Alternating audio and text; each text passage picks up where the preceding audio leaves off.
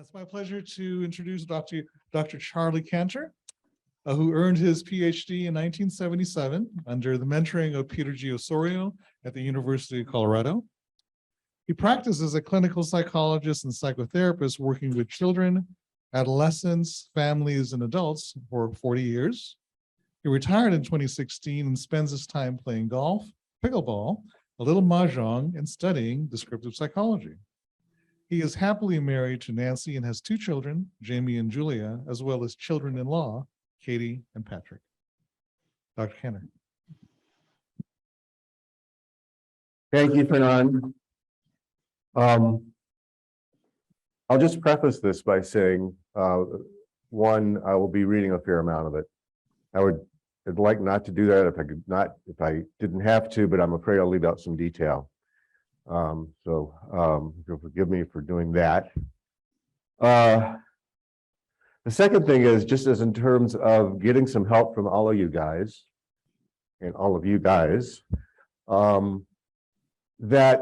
of all the presentations I've given in the last, since we came back in 2000, whatever it was, I wrestled with this harder than anything, and got a lot of help from Ned, and he knew I was wrestling. We were wrestling together. So we'll see how it goes. And I know you guys will be helpful.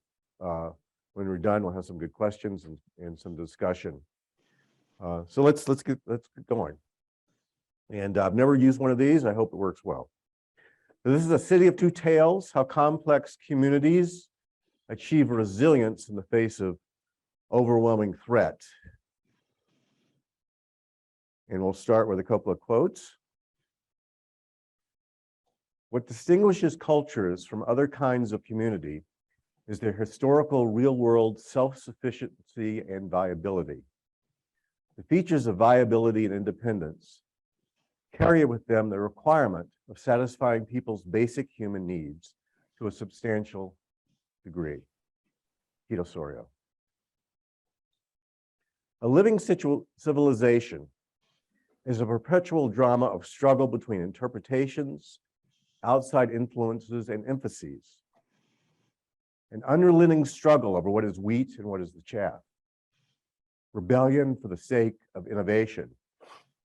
Dismantling for the purpose of reassembling differently. And even putting things in storage to clear the stage for experiment and for new creativity. And it is permissible to seek inspiration from and be fertilized by other civilizations as well. Struggle and pluralism are not just an eclipse or a temporary aberration, but rather the natural climate for a living culture. Amos Oz and his daughter, Fania Oz Sulzberger.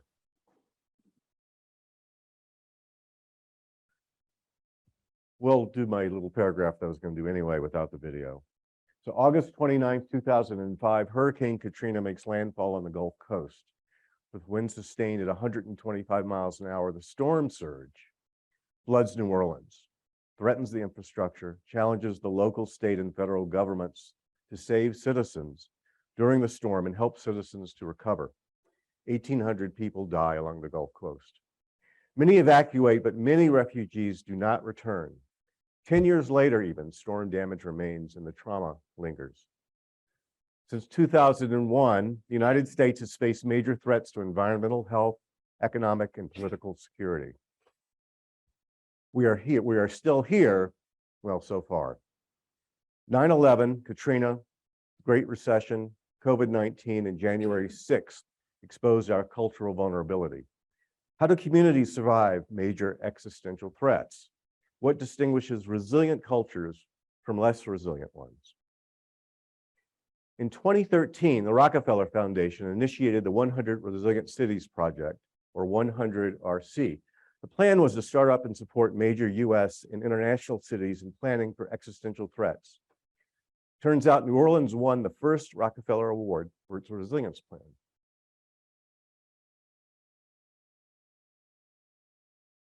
Come on. There we go. But in his book, Katrina, A History, 1915 to 2015, Andy Horowitz tells a different story of New Orleans resilience. He argues that Katrina's destruction was due to entrenched political corruption, racist favoritism, government bungling, and short-term judgment. He catalogs what can go wrong in a city challenged by major threat. Horowitz highlights the complexity of competing interests, clashing worldviews, political rivalry, and political rivalries that undermined New Orleans culture. According to Horowitz, New Orleans 5 years post-Katrina was, quote, a tale of two recoveries. 2 in 10 New Orleanians said their lives were better since the storm, but 3 in 10 described their lives as worse. Nearly 30% lived in poverty, the same rate as before the storm. New Orleans and Katrina will be our paradigm case to learn how cultures confront and recover from existential threats.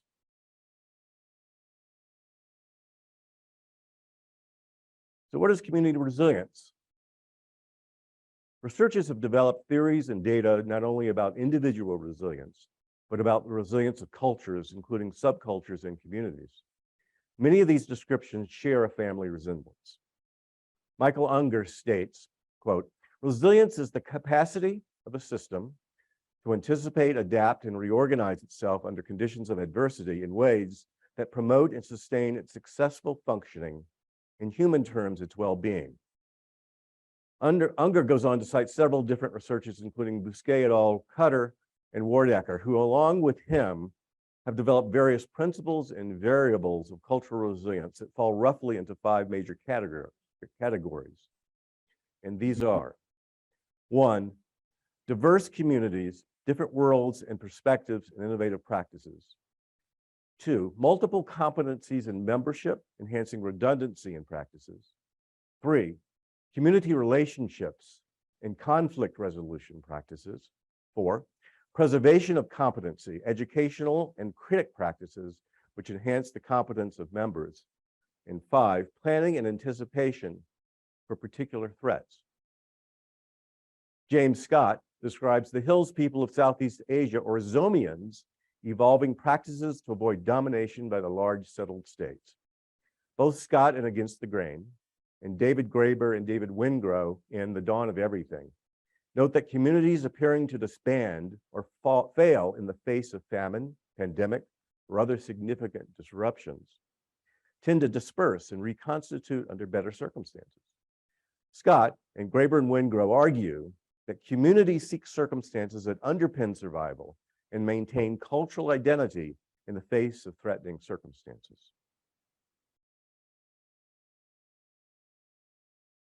Critically, and this is, Ian, you made the remark the other night about nobody knows quite what resilience is. And I didn't go into a lot of that, but this is one that you have to hear, and this is really important. Critically, calling a person, whoop, am I too close? Okay. Or critically calling a person or community resilient is treated by some as pejorative. People dubbed resilient have resented the label. Tracy Washington, who you see up here, president of the Louisiana Justice Institute, wanted political leaders to stop calling her resilient. She explained, quote, every time you say, oh, they're resilient, it actually means you can do something else, something new to my community. I don't want to be resilient.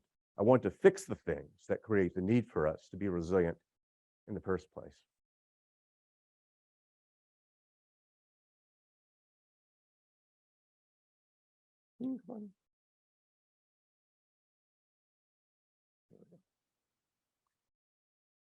So what does DP have to say about all this?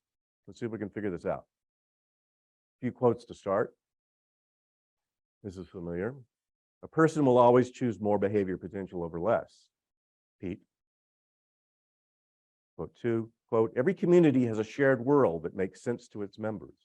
The sense it makes is particular to each community's world. This making sense is inherent in participation in the community's core practices. Every community has a set of ultimate practices, participation in which affirms their world and is accompanied by ultimate satisfaction. Tony Putman. But under the strain of trauma, this cohesiveness may be replaced by a feeling of fragmentation and anxiety. Nothing safely fits right. The world is disrupted, suddenly dangerous and unfamiliar. We startle and don't exactly know where we are or what is happening. Win Schwartz.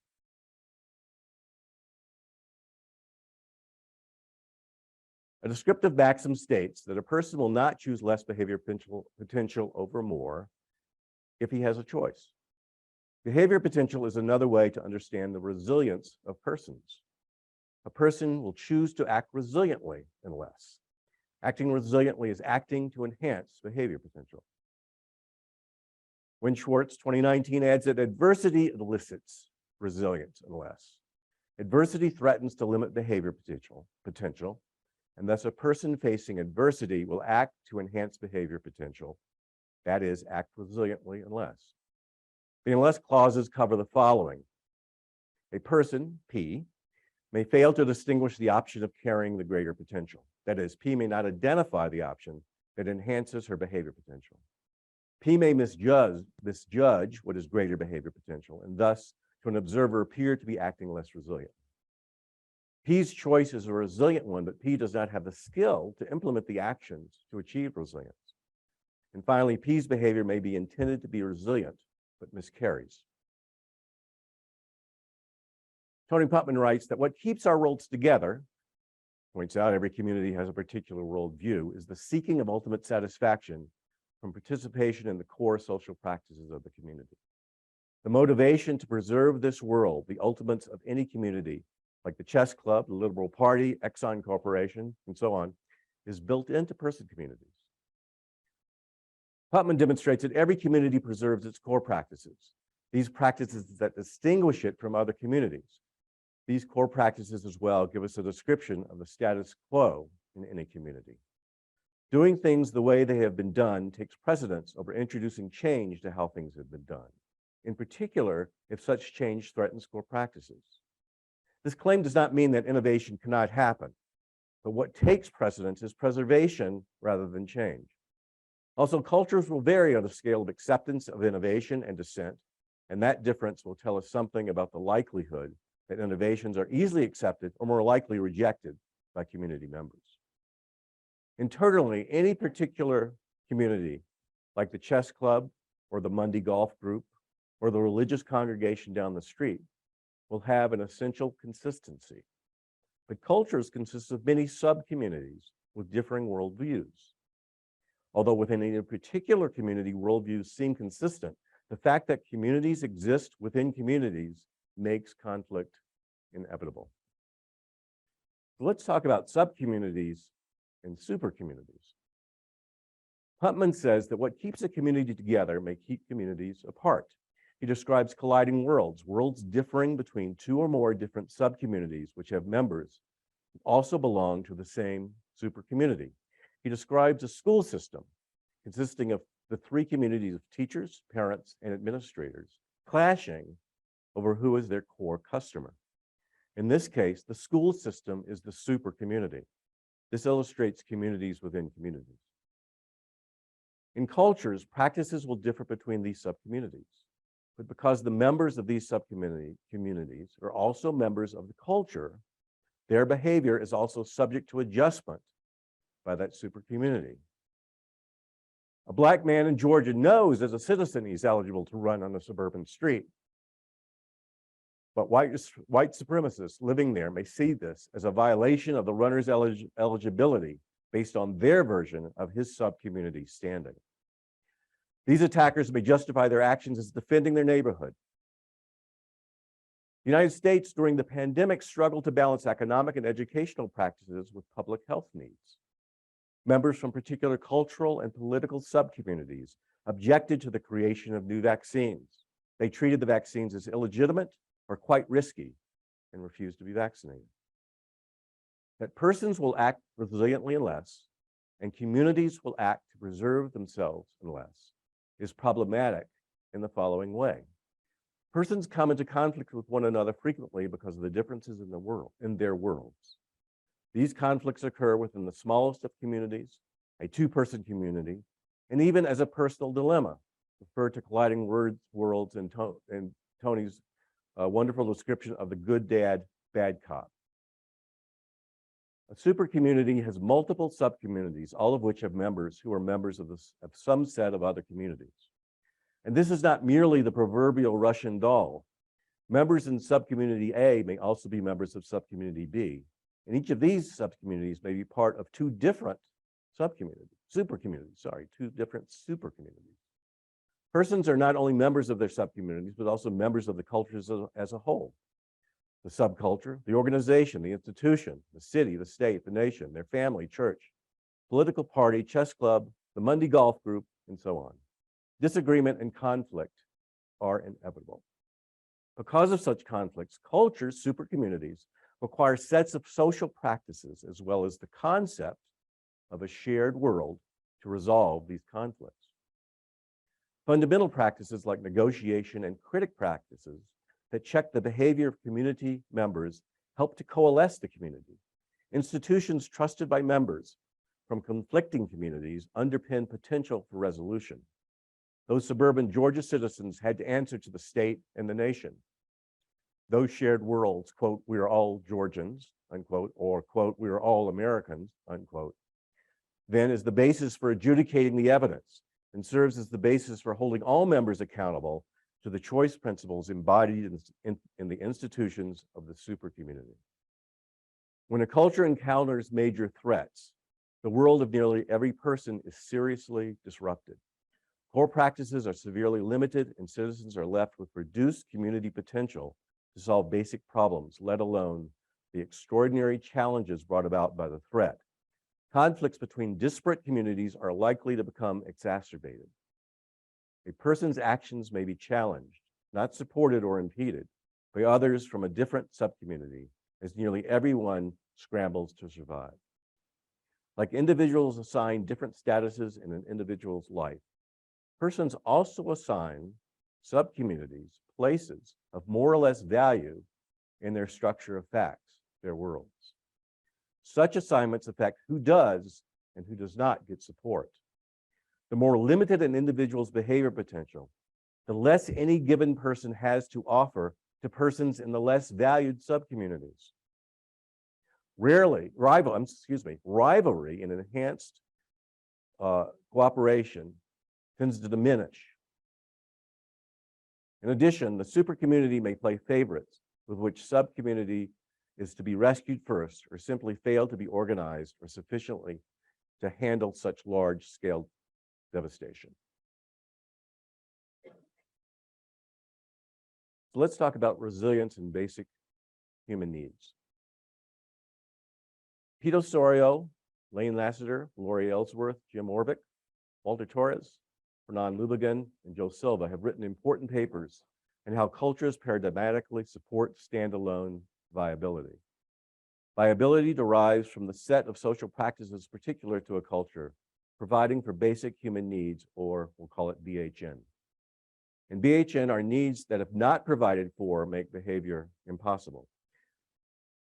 Lassiter articulates these needs as the following: physical health, safety and security, self-esteem and worth, love and affiliation, agency and autonomy, adequacy and competence, identity, belonging and acceptance, disengagement, order, understanding and predictability, personal and social legitimacy, meaning, hope, and significance. Threats to a culture's existence disrupt the provision of these needs. A resilient culture protects the practices providing for BHN. Participation in the core practices of a community is a basic human need. When a culture struggles to support BHN, one can say that it has become less resilient.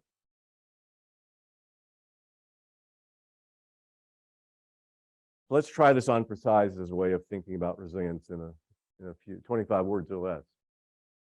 Faced with a grave threat to its existence, a culture demonstrates resilience by not going wrong in ways that undermine the provision of basic human needs.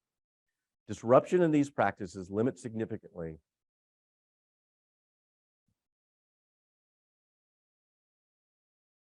what does it say? Did undermine? Didn't say undermine? Oh, sorry. Let's try it again. We'll try it again. Faced with a grave threat to its existence, a culture demonstrates resilience by not going wrong in ways that undermine the provision of basic human needs. Disruption in these practices limits significantly the behavior potential of cultural members, challenges the worldview of cultural members, and undermines who we are.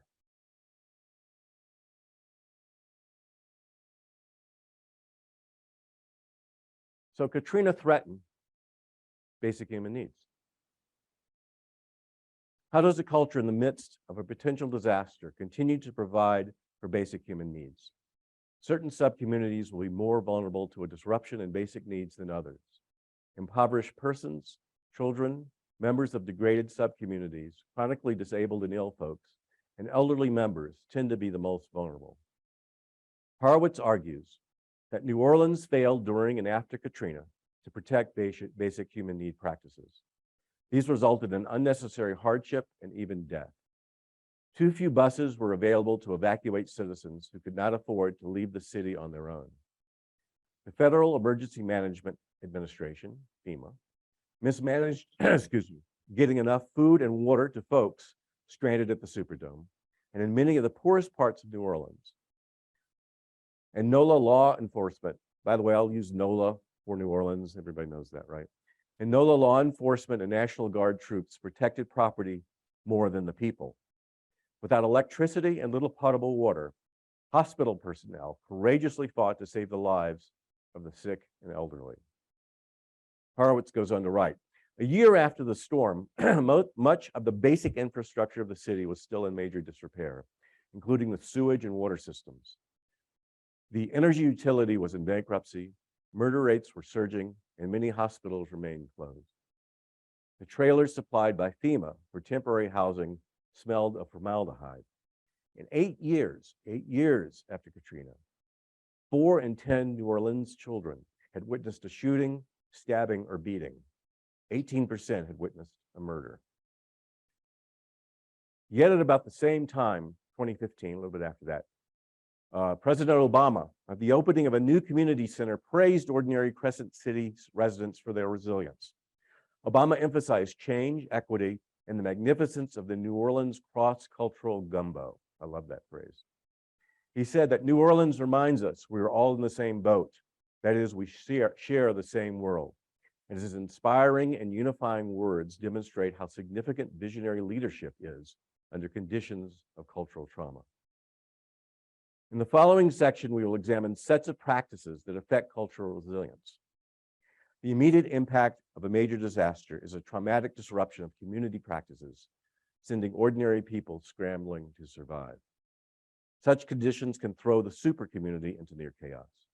We will see that social practices within smaller subcommunities reflect resilient actions, but enhancing behavior potential, acting resiliently collides with practices from other sub and super communities. How leadership, government, and grassroots groups interact, reformulate this disrupted world, and create new practices to either resolve differences or enhance conflict is critical to the resilience of cultures. So our first set of practices is called community migration practices. We'll start with a quote. Migration is something that is done in order to do something else. The paradigm case is the one in which migration is done to improve one's own potential for engaging in culturally patterned behavior to meet one's basic human needs. If one can't meet these needs in one location, reason enough exists for going to another place if one does anything at all. Jim Orbit. Cultures, standalone communities, have in most of human history strived to change geographical location when necessary. This movement avoided wars with too powerful foes, slavery and taxation, famines and pandemics. Communities moved from one food source area to another, depending on seasons and climate. These movements enhanced resilience. New Orleans Mayor Ray Nagin ordered the first mandatory evacuation in her history, but only about 20 hours before the storm hit. A high percentage of the community left before the storm, but many without the means to leave were stranded by the regional transit authority's failure to provide buses in time to evacuate. This cost lives. In addition to the death and trauma suffered by those who could not flee the hurricane, even 10 years after Katrina, New Orleans population was only at 390,000 or 391,000 as opposed to 485,000 before Katrina. And of the refugees missing, 92,000 were African American.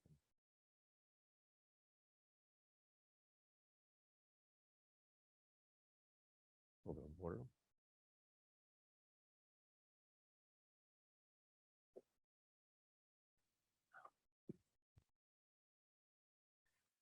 Her next set of practices, super communities, caretaking practices. Cultures have communities and institutions that engage in caretaking practices, such as healthcare, police, fire protection, food source protection, water, air pollution protection, and the like.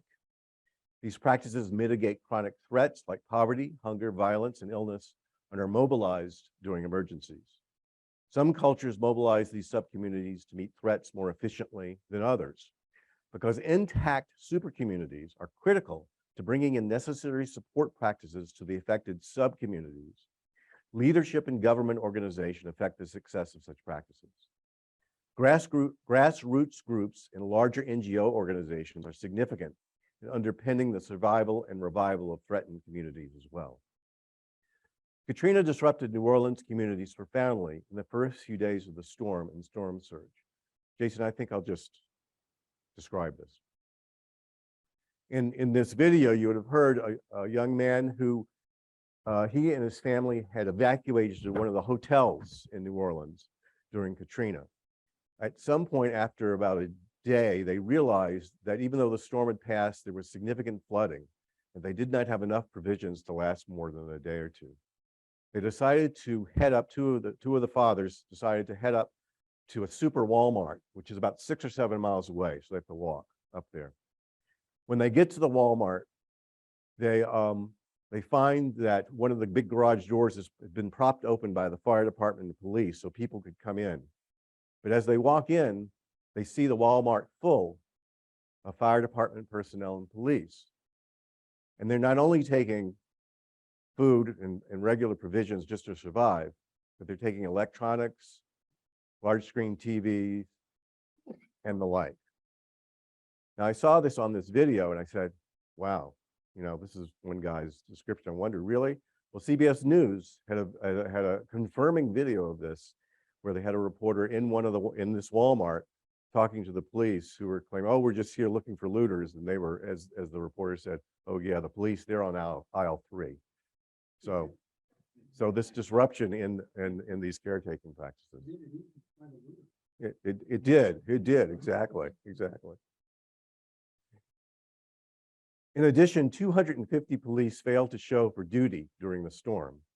And hospitals such as Memorial begged for boats and helicopters from their corporate leadership and from the National Guard to evacuate patients. Because the rescue is slow in organizing, and because of the understandable stress of triaging whom to rescue first, second, and so on, patients, healthcare staff, family members, and sheltering citizens at Memorial experience unthinkable suffering. Individual heroes and informal groups rescue citizens and provide sustenance to NOLA citizens. A city of boats responds to flooding, and ordinary people work tirelessly to save flood victims. Some shop owners return early to New Orleans and reopen restaurants and coffee shops as food distribution centers. Other grassroots organizations like Common Ground organize volunteers to rebuild, to distribute donated food and other necessities, and recruit volunteer doctors using donated medical supplies to treat needy citizens. These efforts inspire a spirit of survival and community. Crescent City citizens demonstrated courage, heroism, and indomitable spirit. Not dissimilar from the ordinary rescuers during the Holocaust, many were saved as a result. But compared to the scope and power of a well-organized government effort, just as in World War II, just as the failure in World War II, only a small percentage of people were saved.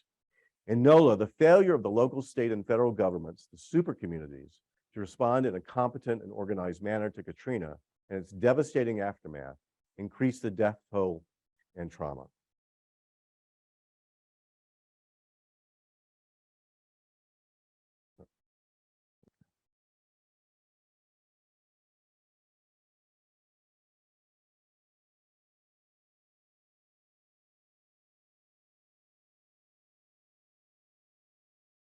Subcommunity social practice creativity and diversity. To what extent does the culture value, promote, support members who try new things, invent, challenge the status quo, produce avant-garde art, produce literature describing the culture, create scientific or engineering research, and the like? Is there a place for dissenting voices? Comparable to a genetically diverse biological population, diverse points of view and innovative practices generate novel approaches to major threats and underwrite resilience. On the one hand, colliding worlds can undercut essential problem solving and undercut resilience. But on the other, colliding worlds manifest the plurality of subcommunities and the richness of diversity, supporting resilience in the face of changing circumstances. Horowitz describes many African subcommunities in New Orleans fending for themselves in the years just after Katrina because government help was slow in materializing. They organized social aid and pleasure clubs, mutual help societies, long a staple of New Orleans culture, and function under the choice principle of mutual obligation. Many other groups, such as Common Ground, recruit volunteers to work helping citizens with few means. Celebrities like Brad Pitt raise funds and enlist high-level architects to build sustainable New Orleans housing. And I don't know if anybody saw this over the weekend, but from a news report, there's been a new design now for hurricanes in roof nails, apparently, that as the wind blows, they actually tighten, which is, I don't think you can afford it. You have to have some means to afford it, but it's quite an interesting innovation. And finally, have you ever heard of Hurricane Pam? Anybody ever heard of Hurricane Pam? Okay, Ian has. I never did when I saw this. The IEM Corporation was contracted by FEMA to develop hurricane scenario simulations.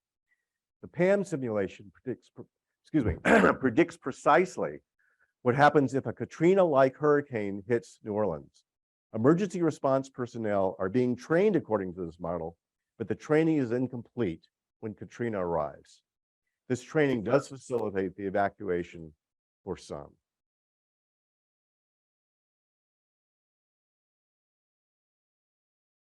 Critic practices. These practices explained by Sonia Holt and others enhance community resilience by teaching members how to behave as community members and provide feedback to improve this behavioral competence. Competent members participate in the social practices to sustain a community or culture. Critic practices can be carried out by cultural members, organizations, or institutions. More generally, community critics evaluate the practices of the community and call for change if things go wrong. Community critics check the behavior of ordinary members, as well as the behavior of other subcommunities like organizations and institutions, including governing bodies through formal institutions like the judiciary. A watchful press, protest movements, voter choices, opinion polling, whistleblowers, and the like are forms of more informal critic expression that affect members' behavior and the ongoing potential of a culture. The status of critic is subsumed under a particular community. A critic speaks for the community and helps members act in accordance with community standards. But because a super community or culture consists of multiple subcommunities, critics from one subcommunity are likely to find themselves in conflict with critics from other subcommunities. Within a community, certain practices underwrite resilience, but may clash with practices from other subcommunities which do the opposite. The fact that a disaster like Katrina acutely affects so many subcommunities enhances this sort of conflict and complicates cultural-wide resilience. Political forces in NOLA were traditionally critiquing what was perceived as the city's failing public schools. Katrina's destruction provides the opportunity to start with a, quote, clean slate and overhaul the system. The city abolishes the school board and teachers union and substitutes a charter school system. Horowitz comments, quote, by stripping the locally elected school board of its authority, jettisoning a unionized teacher corps, abandoning the idea of the neighborhood school, fetishizing choice and accountability, and in doing so affirming the cruel optimism that most children's individual intellectual acuity could possibly empower them to surmount structural obstacles, reformers made it more difficult for citizens to perceive systemic wrongs, let alone take collective action to right them.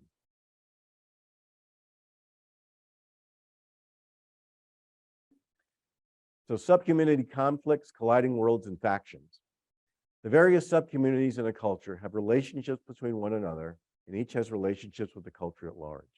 On the one hand, one would evaluate this community as potentially resilient if these subcommunities coordinated well with one another, resolved problems without violence or degrading one another, and supported one another during grave existential threats. For example, a few years ago in Rochester, after the killing of Jews in Pittsburgh and the killing of Muslims in New Zealand, hundreds of members of Rochester's faith community, representing multiple faith subcommunities, gathered together after each tragedy to support one another.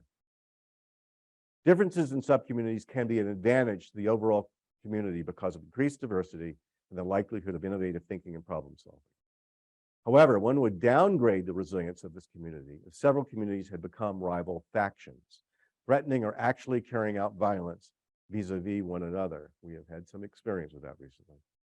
Full cooperation versus warring factions are the extremes. Normally, different interests reflecting different worldviews lead to colliding worldviews that weaken resilience if conflict is exacerbated, but strengthen resilience if these differences lead to innovative approaches to existential threats. How communities go one way rather than another is an important conceptual and research question. A dispute between federal and state governments over control of the National Guard leads to fatal delays in response time in New Orleans. Officials, including Governor Blanco and President Bush, blame one another. Significant racial disparities in NOLA during and after Katrina exposed the conflicting relationship between major subcommunities. Congress votes to fund housing recovery programs, but appropriates no money for renters.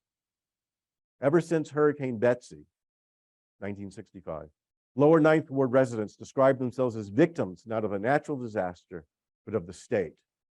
The NOLA white supremacist worldview of African Americans, and I apologize for this, but this is what they believe, is that they are, quote, foolish, undeserving, violent, and criminal.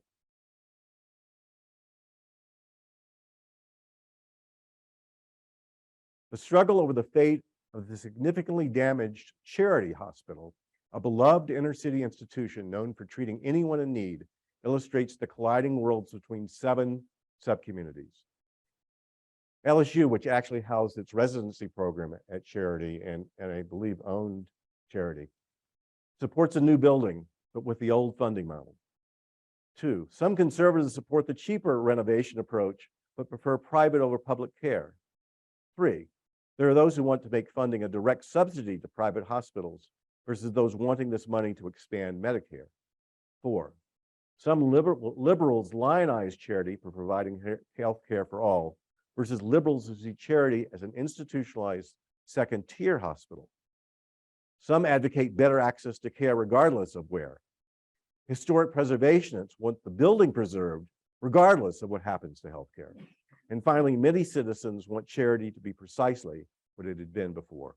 A community that is displaced first by Katrina and then by political decisions driven by a worldview favoring private property and racism is further devastated by ending these public housing projects. The rate of recovery for many people depends on where they lived and thus to which racial subcommunity they belong to. House repair allowances are based on the evaluation of the houses before the storm.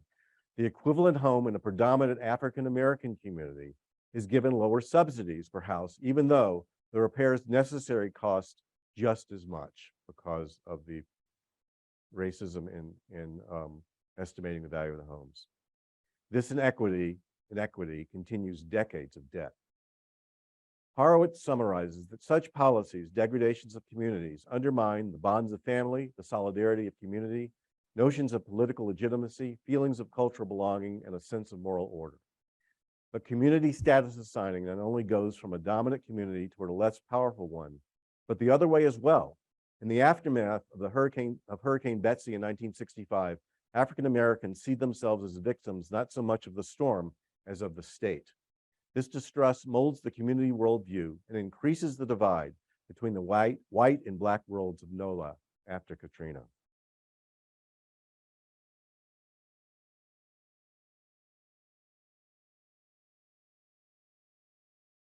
Finally, community members assert their community identity in varieties of ways. They not only claim membership, but tend to unite diverse subcommunities. Celebrations of various sorts, holiday gatherings, feasts, dances, songs, religious observances have in common a gathering of members and practices that claim membership and provide members a place in a shared world.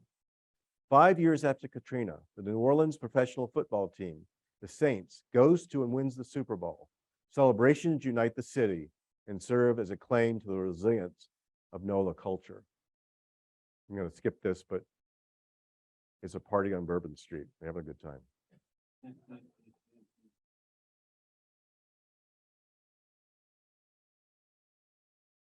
Leadership in government. The leaders of a subcommunity culture act as community spokespersons, may assign statuses to our community and their communities, and is responsible for organizing and implementing formal community critic practices that monitor, identify, and mitigate the threats. Grassroots groups leadership emerge from multiple subcommunities, with various leaders taking responsibility with ranges of competence. As trusted sources, leaders can form worldviews for community members, an effective sense of hope or despair. Worldviews that give members from different subcommunities places in the larger supercommunity is a critical feature of this competency. But dominance by one community over another can be established and maintained based on such factors as political power, economic power, violence, and so on. These relationships create situations of an equitable distribution of resources and an equitable distribution of agency and power in the overall culture between subcommunities, and therefore an equitable maintenance of basic human needs. Under such conditions of chaos, an authoritarian leader can be enticing. A dictator solves the conflict between colliding worlds. Only the government's world counts, and the dictator simply demonstrates the power of violence to squash dissent. The competence of the governing entity affects how a community successfully survives a crisis. Having a clear vision is just the start.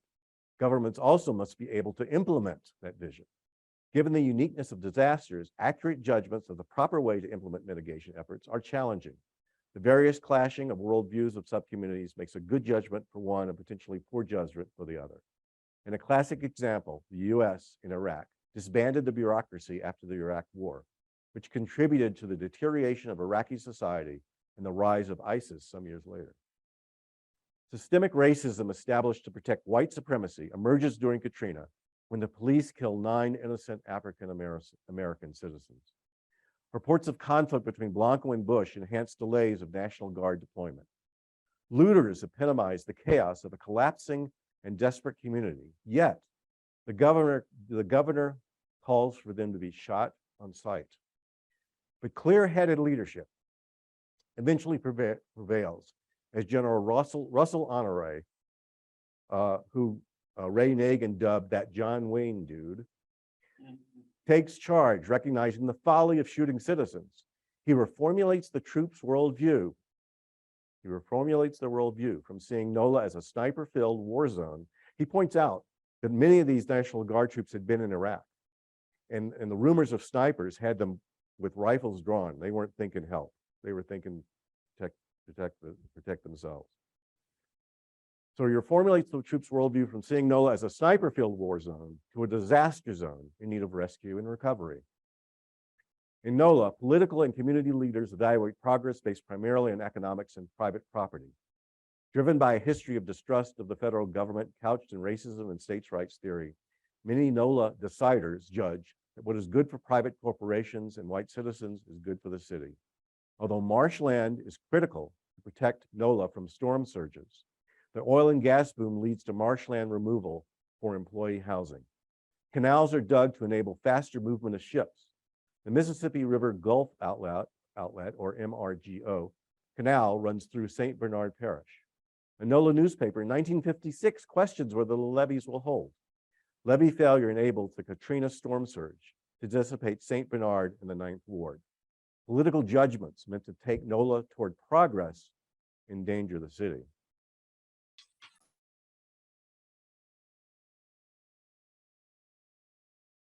Come on.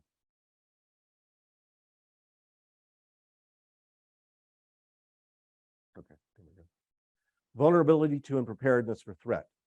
Community, when planning for resilience in the face of expected threats, will consider not only acute threats like a pandemic or a hurricane or invasion, but more chronic threats such as infrastructure insufficiency, poverty, poor educational system, wealth gaps in the population, rival political factions, violence, and so on.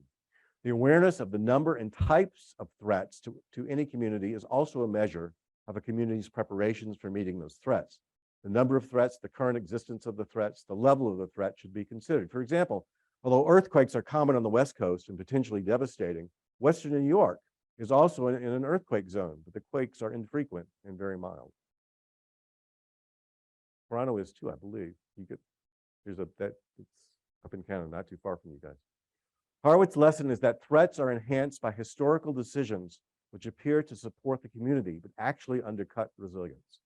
The reduction of the protective marshes in order to build private homes for oil and gas employees, the building of the Murgo Canal, MRGO, the poorly constructed levees, and the political corruption, white supremacist attitudes, distrust of government contribute chronically to the acute disaster of Katrina.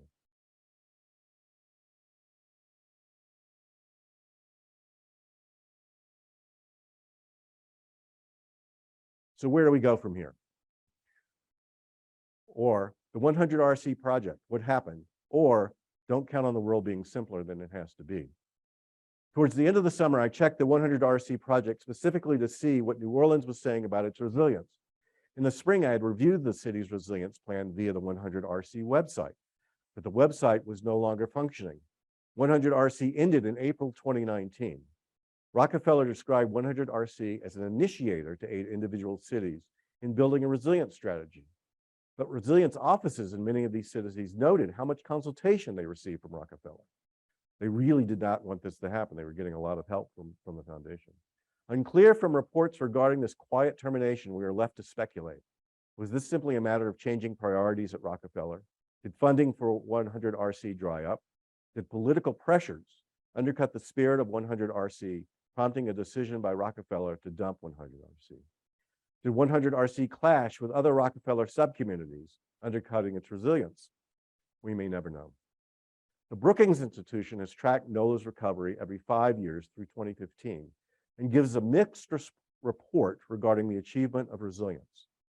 For some, the economy has improved by increasingly sustained job growth, more diverse industries, and high rates of entrepreneurship. However, for others, notably members of the African American community, wealth gaps have increased between that community and other NOLA communities, and poverty has actually increased. While levels of crime and corruption have fallen and the schools have improved, marshlands continue to be reduced. Along with geography and climate change, decisions by people have only brought the Gulf waters closer and closer to New Orleans. Estimates are that major improvements to the levees in 2019 will be due to be updated as soon as 2023. And recall that sustainable Brad Pitt housing project? Most of those homes have significant mold issues with lawsuits pending. Famine, environmental disasters, pandemics, economic depressions, war, and insurrection have always been with us. Strengthening a culture's resilience by underwriting the practices that provide for basic human needs raises issues of justice and fairness and challenges the critics' problem-solving practices and leadership of the community. Short-term problems tend to take precedent over more long-term preparations for infrequent events. Competing motivations and constituencies pull leaders in many directions, and a solution in one subcommunity can be an attack on another subcommunity. The leaders at both the supercommunity and subcommunity levels can help citizens reformulate the world, and through relationships with one another, create shared worlds that enhance coordination, reduce conflict, and underpin community resilience. Super and subcommunity-wide celebrations and events help to coalesce communities and remind members, quote, "We are all in this together." So I'll conclude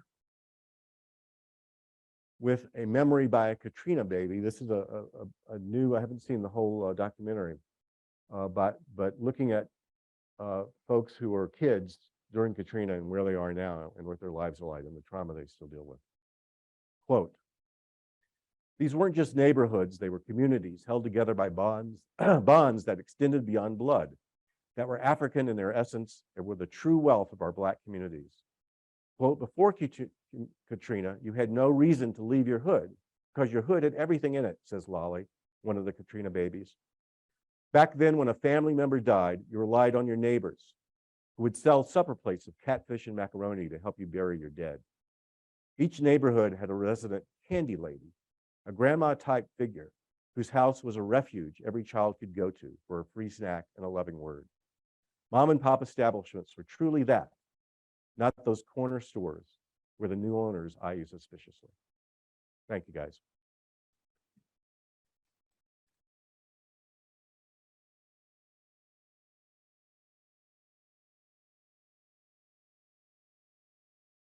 Greg. Oh, you call. Well, that's your job. Go for it.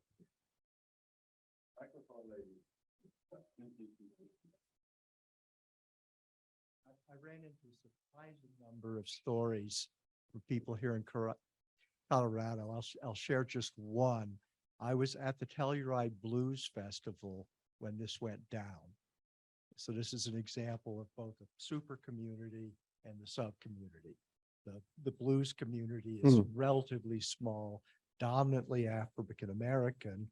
The younger people in the community tend to be dominantly white because a lot of the younger blacks have moved on to other forms of music. I was there not just as an attendee, but as a student of master classes being given by musicians. So I was also talking to them. A lot of these musicians were from New Orleans, and everything they owned was underwater. They were on the road. They could not. Laurie, stop taking control of this, okay? I'm sorry. I know. And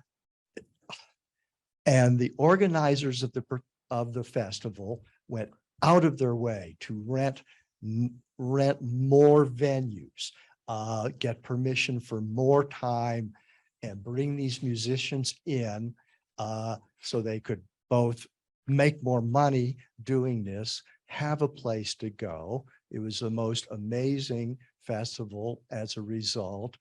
Conversations with these musicians. It was an amazing example of a larger community around the sub-community coming together to support each other in a very important way.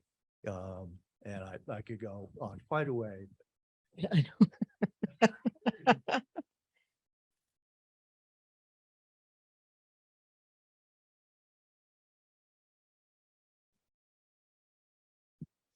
I think, even though I've heard parts of this over time, Nancy Kantor, I'm related to Charlie. I think one of the things I was thinking about was when people don't, basic police don't have confidence that their own lives are going to be supported, and they need to go ahead and loot and take care of themselves. I think that's really, I'm sort of thinking that that's a basic structure. I'm not sure how to say this, but of people needing to survive. And if you don't feel like your government's going to come in and protect you, and you don't have that connection to the super culture as much as the subculture, I'm thinking that things will deteriorate from there. It's just a question I have about that. Well, yeah, I was trying to get at that. I'm not sure if I got to it or not, if I got it there or not, but I was trying, when I'd done the stuff on political states failing to rescue in genocide a few years ago, I couldn't quite get conceptually maybe what was going on. You get the sense of distance and people not caring less about people who are distant from them. But we actually, I forgot, well, it wasn't in there, but we came up with the notion of the geography of relationships based on the significance of that relationship or set of relationships, which would be a community in your life. Some are going to be, again, in your structure of facts, in your world. Think of that kind of space. You're going to have certain communities that you care about a lot more than other communities, as well as other people and other relationships that you care more or less about. So with limited behavior potential, It's one thing if you have maximum behavior potential, you could spread it around. But if you're limited, particularly in a disaster, then you're going to be much less likely then to be able to take care of anybody beyond the community or the people that mean the most to you. And so then you get this kind of automatic disruption going on. So social practices tend to get disrupted, I think. So I'm not sure if that's clear enough, and I'm not sure if I'm clear enough about that, but I think that's where one of the parts of this I'm going to. But I think that's important to kind of maybe articulate a little more. If anybody has some ideas about that, I would welcome it. Lane? Hey, thanks so much, Charlie. Amazing and devastating presentation and story. But from a Thank you basic for your help, by the way. awesome. Wait, from a basic human need perspective, when Pete and I originally developed those, Yeah. this was under this fell under personal and social legitimacy. Is the sense that one's well-being was valued equally relative to the larger culture. Thank you. And maybe a simplistic analogy or comparison is I think someone mentioned this earlier in this conference, that actually stress and tragedies, et cetera, actually bring out the worst in people, often not the best. Right. And it's true for couples as well. People end up divorcing after a child dies or something because they can't keep it together nearly as well when we go through terrible times. So I think this is like an expansion of that in a way, much more complex, et cetera, with subcommittees and things, but I think it's a similar thing, that communities are also stressed in these circumstances, and it takes a lot to be resilient, to pull it together, et cetera. And Right. we have a tough time doing that. But just to anybody watch Apple Plus? Mhm. There's an excellent series on Apple Plus called 5 Days at Memorial. So, That's based on a book called 5 Days at Memorial, written by a New Yorker writer who's a MD, Ph.D, Sherry Fink. If you're looking for entertainment, don't watch it because it is no holds barred, and you get a sense of what was happening within a lot of the hospitals, and particularly 5 days, because there were some decisions about euthanizing some of the older patients who were there, and there was a whole prosecution and so on. But you get a sense of this kind of deterioration, disruption, and people literally flying by the seat of their pants and not knowing what they were doing. It was a very interesting one, and I don't think this was in the show. It was actually in the book, where they had this old helicopter pad. So they're saying, "Come rescue us," and they didn't know if it would hold because they hadn't used it in so long. It was kind of rusty, and so I forget who was the head medical director who was sort of in charge of the disaster. Should anybody here have any engineering knowledge? That's literally what she said. Well, one person said, well, I have a little. Okay, go figure out if it'll hold a helicopter. So the guy, goes up, and this was in the show, in the series, and so they see a helicopter flying around, and the helicopter, of course, if you're looking for people to rescue, here's this guy on top of this roof, essentially. And this helicopter starts to come down, and they start waving the arm. No, don't come down. We don't know that. And that's how they find out it holds, because the helicopter lands, because the helicopter thinks they need rescue. But it's that kind of misjudgment, disruption that's easy to happen in this kind of situation. It's illustrative of that. Yeah. any other comments, questions?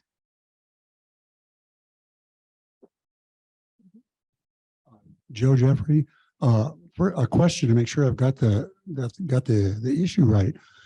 I think you said at one point we don't really have a definition of resilience, but is that so? Did I get that right? Well, I didn't want to do an exploration of the concept of resilience in the literature particularly, or, I wanted to kind of get sort of useful and see where it could get it. And when you start reading a lot about resilience, Unger's pretty good because he talks about it. There has to be adversity, and there has to be, some kind of ability to overcome that and reconstitute things at least the way they were. And sometimes with individuals they actually come out better given their their circumstances. Right. But as you read about it as well, and Ian and Ryan you too, that at some point you start reading about resilience, and all it seems like is well-being. People start describing resilience. Well, if you're doing well, then Yeah. you're resilient. It takes away the whole issue of adversity. I'd like to offer a formulation. It seems to me to capture all the various kinds of things. And in particular, I was struck by, initially you pointed to different kinds of catastrophes. January 6th was a quite different kind of traumatic event than Katrina, for example. Right. What if you formulate resilience as a community's capacity to restore what has been damaged by a traumatic event? Right. That, Okay. that leads naturally to Mhm. then being able to do things like listing the kinds of damage, damage to infrastructure necessary for the social practices Yeah. that maintain basic human needs, physical human needs, Right. sewage, water, et cetera. Damage to choice principles, damage to relationships, damage to statuses, Right. and so forth and so forth. It would allow you to articulate different kinds of things. And then that leads to the natural question of, okay, what capacities are needed to restore relationships, to restore choice principles, one of the ones we're facing in America today. Right. And then you can ask, okay, thinking behavior goes right unless it goes wrong, and one of the ways it can go wrong, what are the ways of it going wrong? Right. And you just went through a wonderful articulation and listing of all the ways that it can go wrong. Right. Right. It would be so interesting Yeah, to that's compare helpful. this next year with a community that went right. And what are the things that were different there? It's always easier to find the ones that go wrong. So, yeah. Yeah, Yeah. I was Well, that's wondering, why I was, yeah. I was looking wondering back at the about ones, like yeah. New York after 9/11 and if that counted, if they pulled it together better and you know, why, but look, I think, yeah, I mean, there's a lot of variables here, and it would be, Right. I like that joke, because I think that that it really expands on what I was trying to say, but it gets into it in more detail, and that's a helpful thing. Yeah. Right. And just to point out that Lane's list of basic human needs, includes all of those kinds of things, right? Meaning, significant, and so on. Okay, good. All right. I know. That's my next T. Along the lines of what Joe was saying, I really like the quote, Charlie, where the woman says, "Don't talk to me about resilience." Right. Fix Tracy the Washington. situation. But notice that what she's saying is resilience is a personal characteristic. Right. You can also use it to describe the community, but primarily we say of people, she's resilient. And so I thought it was just perfect quote for the woman to say, hey, don't talk to me about the personal characteristics. Look at the circumstances. And that fits so nicely with DP, because so often, when we talk about behavior, it's personal characteristics and circumstances. Right. And so she's saying, look here. And that's, I think, was along with what Joe was saying, that I think the adversity elicits resilience. It might be smart to listen to her and see if there's a that adversity elicits calls for resilience, but I think you want behavior there. Adversity elicits, all the whole range of things you described it eliciting, self-defense and so forth. But I think rather than a personal characteristic, a behavioral, adversity elicits some, and you could actually use the formula all the way through for all the different things Right. you showed that it elicits, but that were behavioral. Right. Just for Ned and I early on kept going back and forth on this, that resilience as a personal characteristic, but resilience as an achievement, that it's an observer's description of a community that comes through this, that reconstitutes as an achievement. And so I think because we couldn't figure it out, because I couldn't figure it out, we kind of let it go there. That's a good point. Excellent. But just, I mean, Lori. Do we have your time. CJ and Walter and Errol, do we have 5 more minutes if people want to stay for a little more discussion? It's such a good discussion. I know, it's a really great discussion. So, okay, CJ? Often felt like that. Just to say that doctors say the same thing. Don't talk to me about resilience. They say, fix this crazy system of work. Right, right. Okay. Errol? So yeah, I was just going to add to that the point that was made about it really referring to kind of like a person's you might kind of see it as a person characteristic or a kind of style of responding. And I agree with T's point that there are a lot of different styles that people might respond with. Some people might actually withdraw versus others that approach the issue, and you can go right or wrong.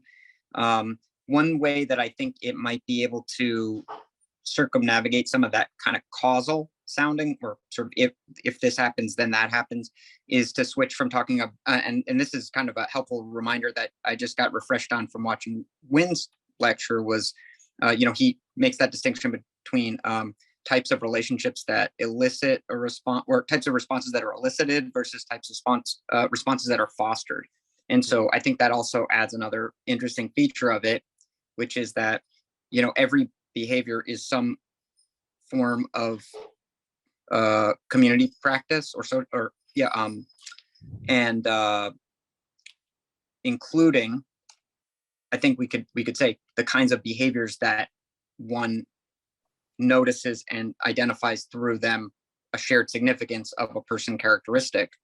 So even though I want to I know this sounds like it may sound like I'm saying two contradictory things, but I'm kind of saying them next to each other to point out that they're not necessarily contradictory, which is that we may be talking about a community practice enacted by an individual, which was learned at some point, even if it's kind of indirectly, as being sort of having the significance of sort of indicating that they're a member of that group. We're a resilient group, but the way that I demonstrate my membership of that group individually is by demonstrating the same social practices that one would observe and describe that group as resilient because of. So even though it's Errol, I think we're running late on time. so sorry, but I'm just going to float that out there, and anybody that likes to pick at that type of a point, get in touch with me. But otherwise, I think I just wanted to say thank you. Okay. We're all resilient until we're not. Oh, yeah. Could have been a lot shorter speech. The